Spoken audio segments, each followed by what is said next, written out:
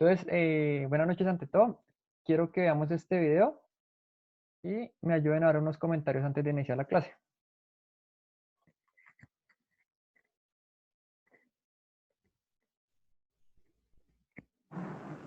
But Holland comes in for a pit stop.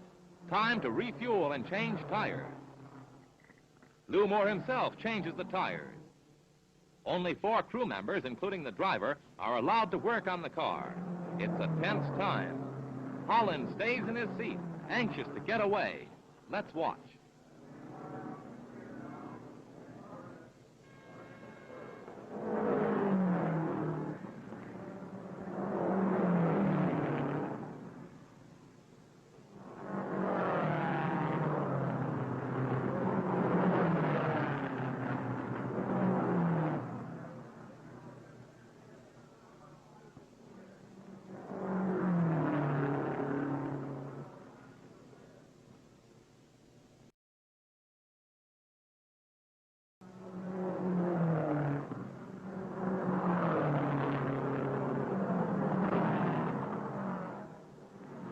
The tires are changed at last.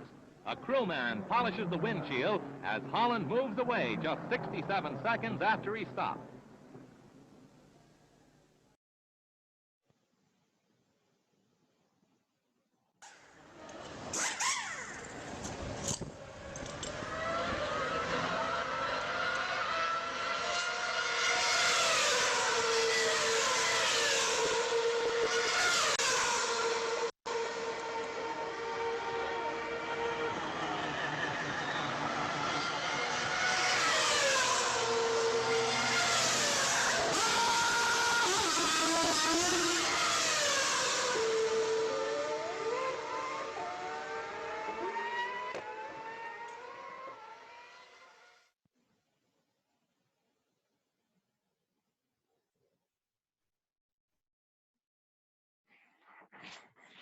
¿Listo?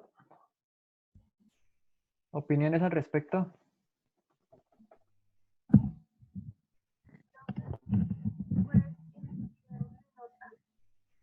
¿Perdón? En el video se puede evidenciar Sí, que en un comienzo utilizaron una técnica un poco más demorada debido a que tenía una preparación previa de los materiales que iban a cambiar. ¿de Ya acuerdo? en el segundo instante tenían esa preparación para poder realizar los ajustes de herramientas, realizar los cambios de las llantas, ingresarle la gasolina necesaria al automóvil. Ya todo lo tenían previamente organizado y distribuido, lo cual hizo que esos cambios se pudieran generar de una manera mucho más rápida. Es perfecto. ¿Alguien más tiene otra contribución? Muy bien, muy buen aporte, gracias. Optimización de tiempo. Sí, pero digamos que en este punto, ¿qué se enfocan? ¿O qué es lo que ellos están enfocando, digamos, en qué evolucionaron?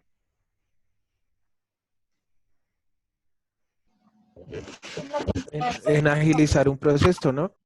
Sí, pero no puntual, en este caso es las preparaciones, ¿sí? Cuando nosotros vemos, o bueno, cuando alguien pagaba una boleta para Fórmula 1, ellos veían, pagaban era por ver la carrera, más no que el tiempo que perdían ahí haciendo una preparación. En esos tiempos, bueno, los que somos más viejitos, cuando corría Montoya en la Fórmula 1 era un pánico cuando entraban a los pits y se demoraban más de 8 o 10 segundos, porque Ferrari se demoraba 6, 7. Entonces, eso es una ventaja competitiva. Al final de cuentas, uno lo que tiene que enfocarse es en las operaciones que agregan valor. Y las que agregan valor en este caso es la carrera, la velocidad, el que ande más rápido. Si pierde por una preparación, por un mal cambio, que se le regó una llanta, se le quedó pegada la manguera para el ¿qué? El gas, eso hace que genere pérdidas al proceso y al mismo la competitividad de la compañía. Entonces, el día de hoy vamos a tocar un tema que se llama SMET. ¿Qué es el SMET? Bueno, antes de definir qué es el SMET, recuerdo, sí, Remigio, buen aporte. También esto tiene que ver mucho en trabajo en equipo y el valor de las personas. Y se requiere para SMET, se requiere mucho el trabajo en equipo. Entonces, antes de empezar a definir SMET, recuerdo una pregunta que me hicieron en la clase anterior que me decían, profe, digamos, las mejoras son muy subjetivas, estamos enfocándonos en ciertas cosas. Inicialmente nosotros enfocamos en criterios económicos, el que más se demoraba tiempo, eh, en la parte, en algunos casos de seguridad, pero nosotros cuando tenemos que hacer una mejora tenemos que enfocarnos en qué operaciones agregan valor y cuáles no. Entonces, esta es una pequeña introducción. ¿Qué es una operación que agrega valor? Toda aquella operación por la cual el cliente está dispuesto a invertir su dinero o a pagarlo. Entonces, por decir algo, cuando usted compra una camisa, usted paga la confección, no paga las inspecciones que tuvieron que hacer para que saliera la camisa, no pagan los transportes, no pagan los defectos, los reprocesos, únicamente pagan la transformación de su material y su producto. O cuando pagan un servicio, únicamente se enfocan es en lo que usted necesita. Si es un servicio, digamos, de transportar documentación de un punto a otro, usted únicamente le interesa es el transporte de ese punto a otro, no toda la operación logística que está detrás de eso. Por ejemplo, la sistematización, los gastos indirectos, toda esa parte de lo que uno tiene que empezar a eliminar. Entonces, por eso nosotros nos enfocamos en qué agrega y qué no agrega valor. ¿Listo, muchachos? Eso es lo que más nos tenemos que enfocar ahora. Ya sabemos cuestionar, ya sabemos levantar un método, ya sabemos mejorarlo. Pero ahorita nos faltaba ahora saber qué nos enfocamos y qué no.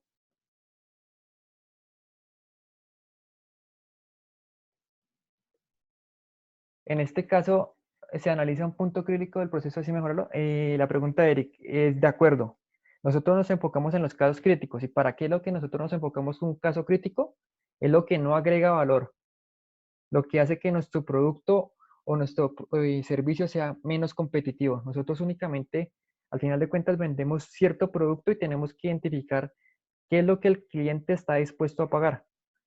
Como decía el ejemplo de las camisas, si yo voy a comprar una camisa, solo me enfoco en los materiales y la mano de obra para hacer esa camisa.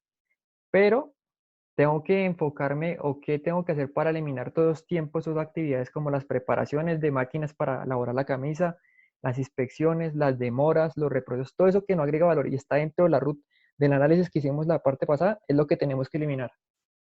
Por eso empezamos a trabajar en meta. ¿Entendido hasta este punto o alguna otra inquietud, sugerencia?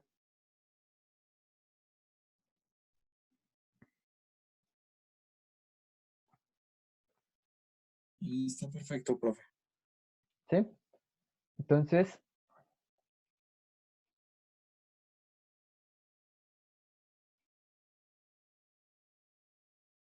¿qué es el SMET?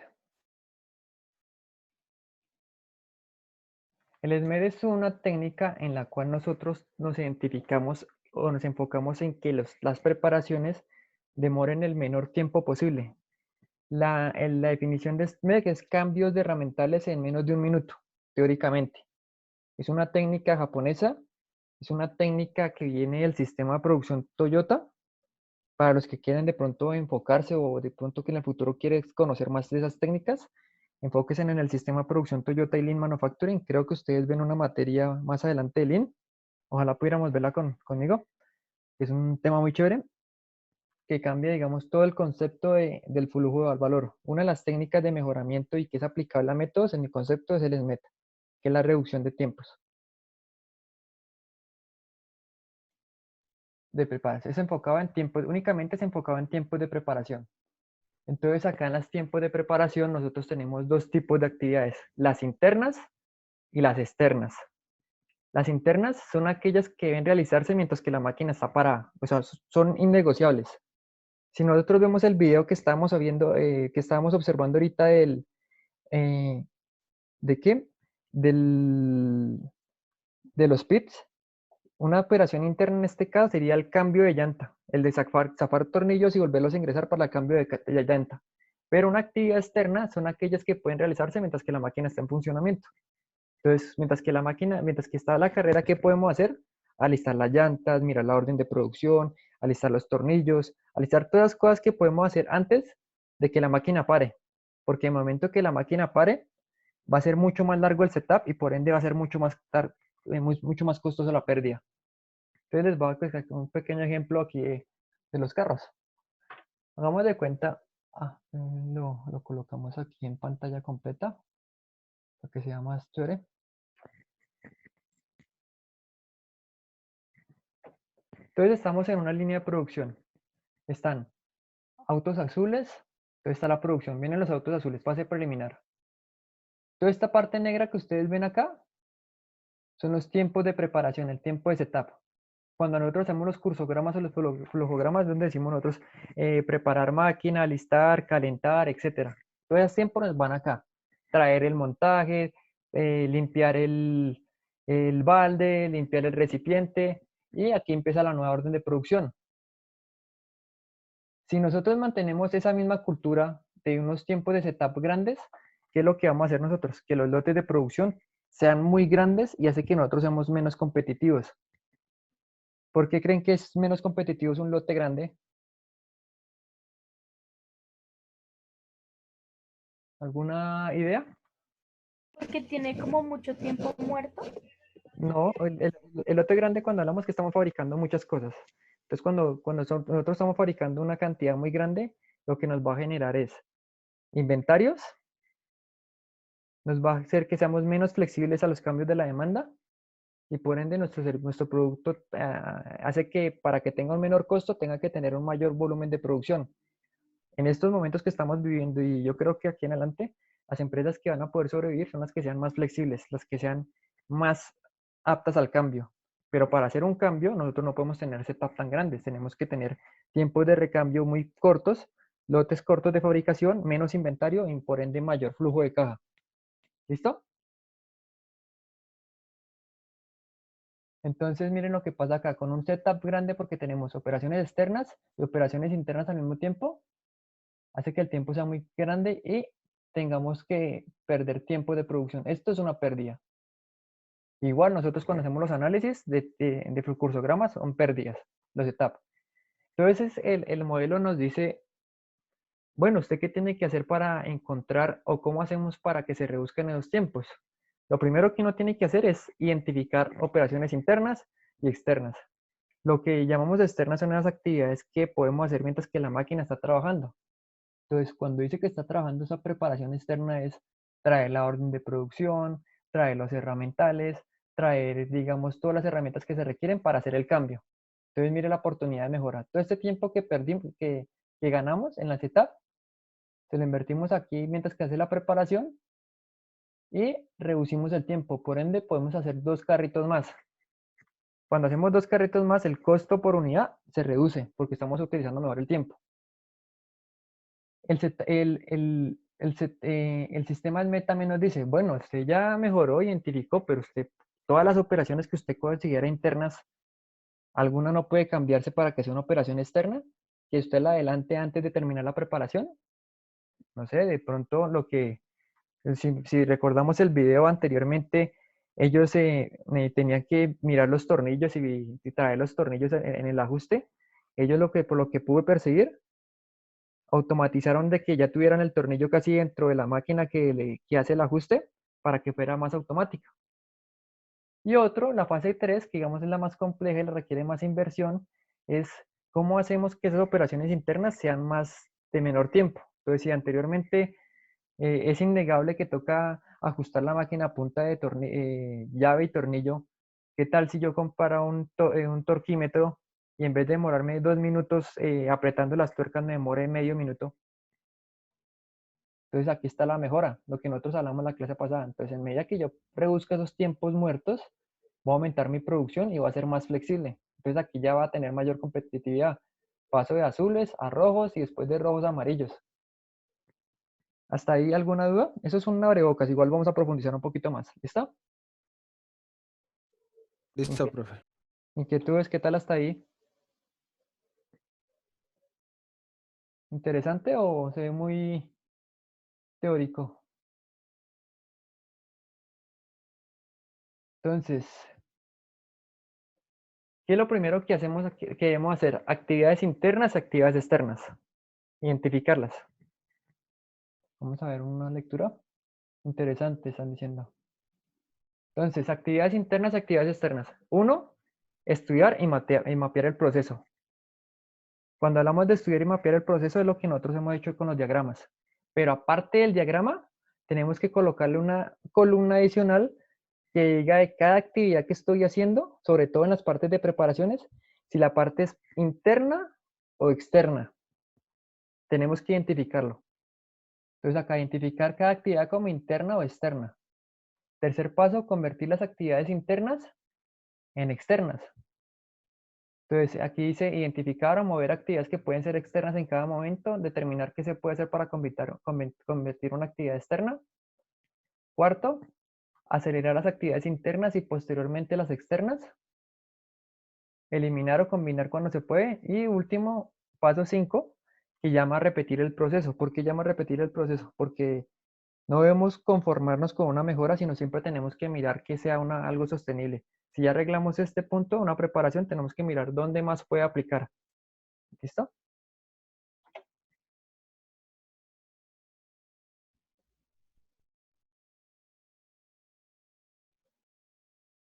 Entonces, pasos principales para reducir el tiempo de setup. Nuevamente, está la corrida del producto, todo el tiempo de preparación y la corrida B. Entonces, la primera parte, definir los elementos internos y externos.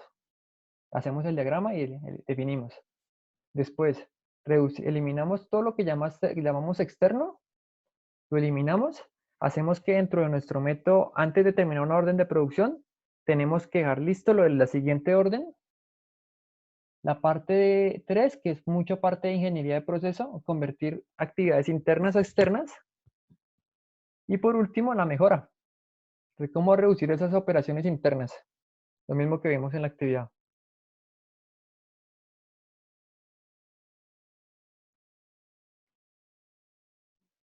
Entonces, primero, genere un mapa de procesos de cambio. Esa es la primera parte. Tenemos las actividades. Detener la máquina, abrir las puertas, retirar herramientas, recolectar nuevas herramientas. Esto es lo mismo que hacemos en el diagrama. Estamos mapeando.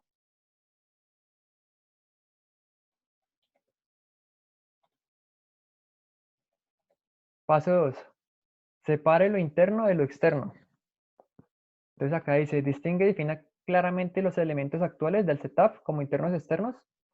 Recuerde, interno significa interno al setup, que tiene que ser inherente cuando la máquina está parada. Luego genere un checklist de las herramientas, todo lo que se requiere para la operación. Tenemos que hacer, digamos, ese tipo de actividades. Hacemos el levantamiento de la información, hacemos un checklist de lo que se requiere y lo que no se requiere. Siguiente, indique los valores apropiados para la condición de las operaciones, tales como presión, volumen actual, toda esa es información inherente a la máquina. Realizar una revisión de las funciones para que todas las herramientas estén funcionando correctamente. La idea es también, al momento de hacer esa eliminación, identificar que se necesita asegurar de que las cosas que les vamos a dar a los operarios sirvan. Y como regla general, todo transporte debe hacerse durante el setup externo. Entonces, separar lo interno de lo externo. Paso 2, lo que hablamos. ¿Se acuerdan de la actividad que hicimos ahorita? Detener la máquina, obviamente es operación interna, abrir las puertas, operación interna, retirar las herramientas, operación interna. Pero operación externa es recolectar nuevas herramientas. Entonces ya estamos sacando una parte. Si la actividad se nos demoraba 16 minutos, ya se redujo a la mitad porque saqué estos tiempos, estos transportes innecesarios, los eliminé, 8 minutos menos. ¿Dudas hasta el momento?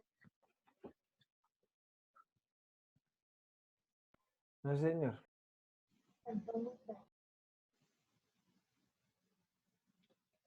Listo.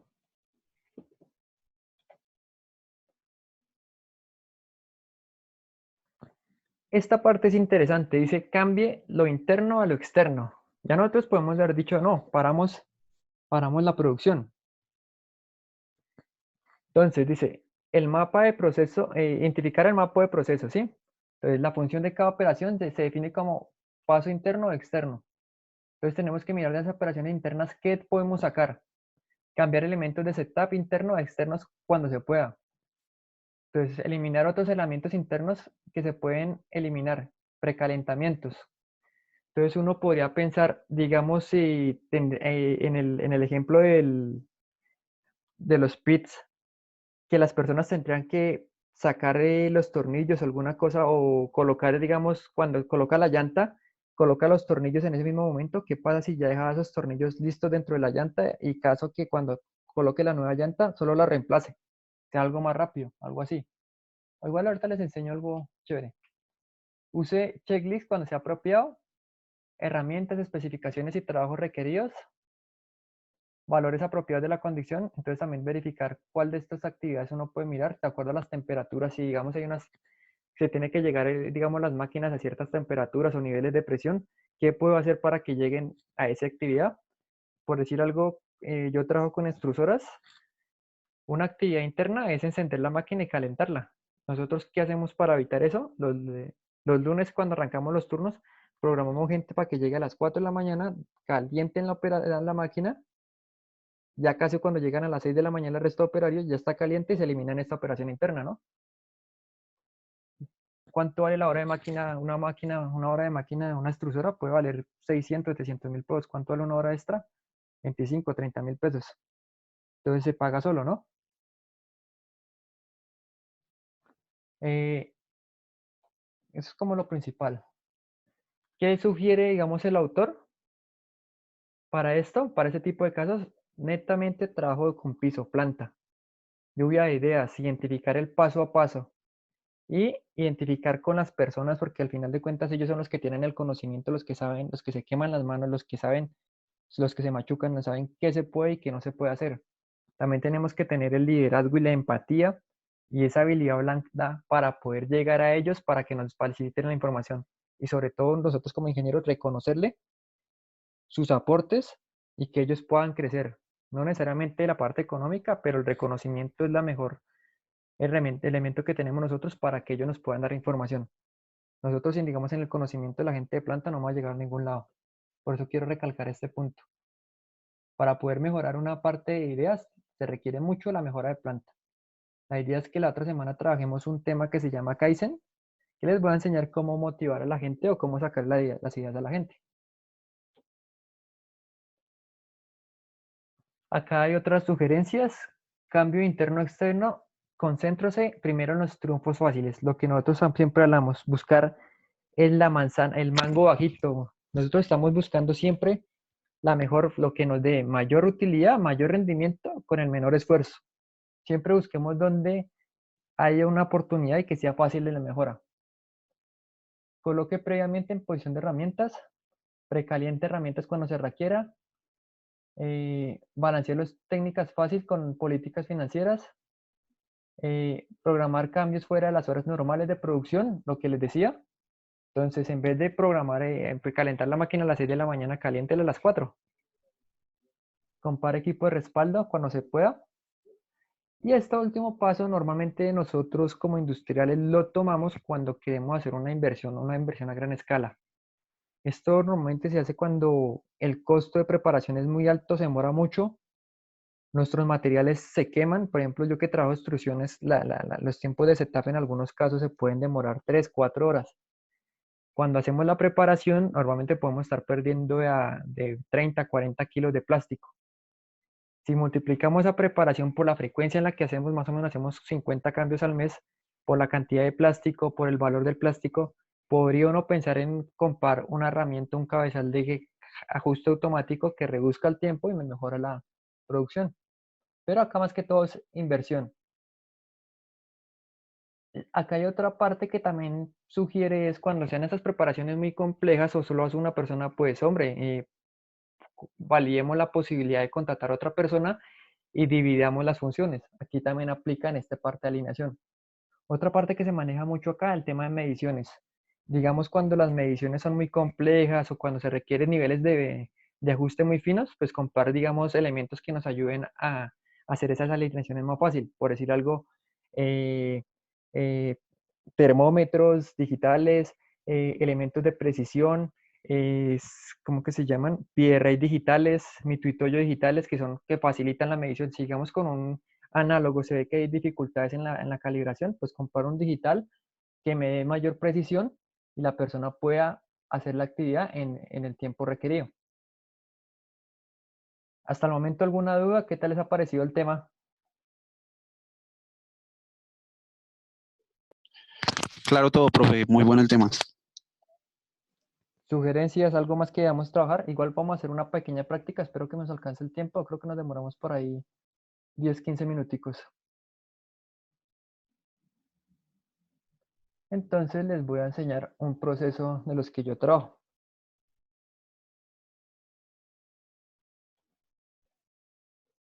Entonces, estos son 3 links que hay en YouTube.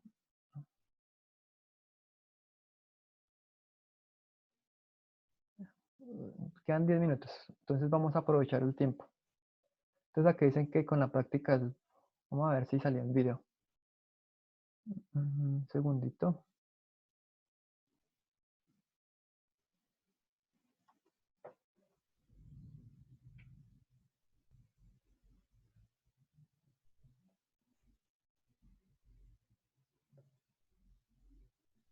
Hola, en este objeto de aprendizaje vamos a trabajar el proceso de conformado por deformación plástica de trefilado de metal. ¿Pueden ver el video?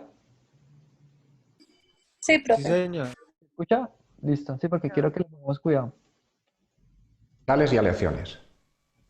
Los objetivos de este objeto son que seáis capaces de explicar en qué consiste el proceso de conformado por trefilado, identificar las variantes de destilado que se emplean habitualmente para ejecutar este proceso de fabricación y describir sus características y condiciones de aplicación básicas.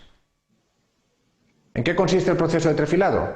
Consiste precisamente en aplicar un esfuerzo de tracción para poder deformar el material por su paso a través de una matriz y generar un nuevo perfil con sección constante y longitud definida en el material que estamos procesando.